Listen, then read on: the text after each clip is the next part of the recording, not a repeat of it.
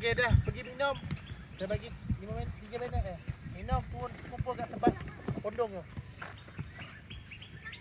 Itu betul lah. Jangan buat muka macam tu. Okay, nak serve sekarang, relax, pandang. Okay dah. Nak serve.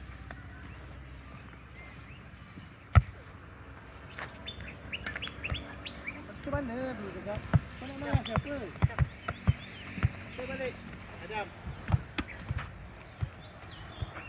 Besok inilah cuaca dia. Kau nak cakap apa? Relax, tengok.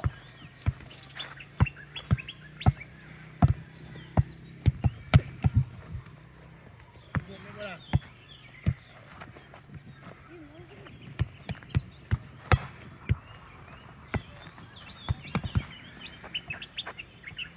Tak payah pandang saya. Kau nak serve.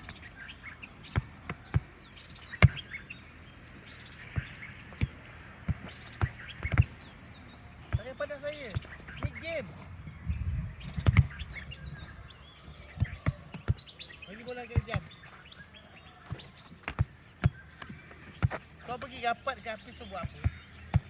Hafiz tu tak serve pun tak pegang.